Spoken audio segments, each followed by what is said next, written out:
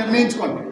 So నేనేంటంటే cement company వల్ల వచ్చినటువంటి నష్టాలేంటి, ఆ సిమెంట్ కంపెనీని కనుక మనం ఎత్తి మీద కూర్చుని పెట్టుకుంటే మనకి, మన పిల్లలకి, మన ఇంట్లో వాళ్ళకి ఎలాంటి ఎన్విరాన్మెంటల్గా పర్యావరణ పరంగా మనకి ఎలాంటి నష్టం జరుగుతుంది అనేది నేను చెప్పాలంటే, ఇందులో వచ్చినటువంటి భార లోహాల్ని కరిగించే ప్రక్రియ ఏదీ లేదు, ఇంతవరకు రాలేదు.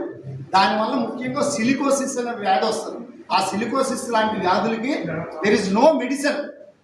వాటికి సిమెంట్ మీరు జస్ట్ ఒక గ్లాసు, ఒక చిన్న సీసాలో సిమెంట్ వేసి 2 రోజుల తర్వాత చూడండి ఏమవుతుంది, గడ్డగట్టేస్తారు. కాంక్రీట్ మనం వేసుకునే కాంక్రీట్ ఏంటి, ఐరన్కి పట్టిన కాంక్రీట్ని మనం వదలగొట్టగలమా?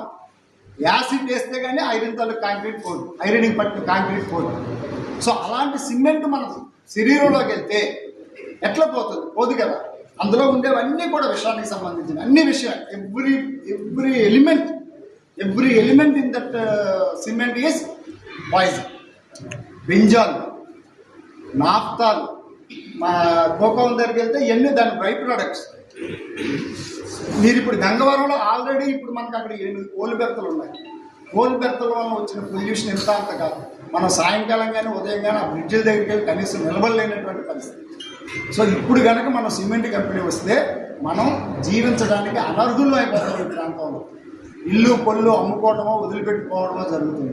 ఇప్పటికే తాడీతానాలని సరదాగా ఒకరోజు అందరూ కుర్రోళ్ళందరూ కలిసి వెళ్ళి చూడండి.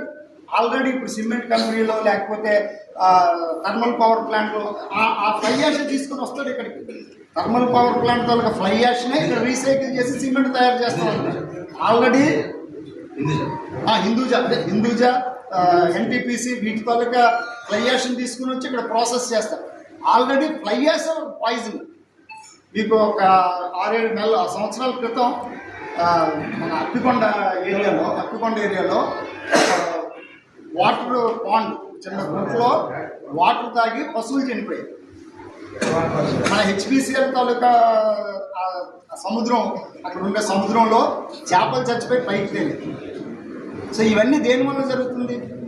పొల్యూషన్. ఇప్పుడు రేపు మీకు గంగవరం పోర్టు తాలూకా పొల్యూషన్ అంటే ఎక్కడ వదులుతారు? ఆ నీటిలోంచి వచ్చిన చేపలనే కదా మనం తింటాం. ఆ నీరు మళ్ళీ తిరిగి గ్రౌండ్కి వెళ్తుంది కదా. మన గ్రౌండ్ వాటర్ అంతా కంటామినేట్ అయ్యి ఇప్పటికే మనం వాటర్ కొనుక్కొని తాగుతున్నాం. మన కుళాయి నీళ్ళు ఎంతమంది తాగలుగుతున్నాం, లేకపోతే ఫిల్టర్లు బిగించుకుంటున్నాం. సో ఈ పరిస్థితుల్లోకి మనం అందరం కూడా నెట్టబడతాము. మన జీవించే హక్కు మొత్తం మనం కోల్పోతాము. ప్రజల జీవించే హక్కు కోల్పోతాము. అందుకనే నేను పదే చెప్తున్నాను, ప్రజాభిప్రాయ సేకరణ వద్దు అనేదే ఇక్కడ ప్రజల అభిప్రాయం. ప్రజాభిప్రాయ సేకరణ వద్దు, అదే ఇక్కడ మా ప్రజల ఆ స్టాండ్ మీద ఉండాలి.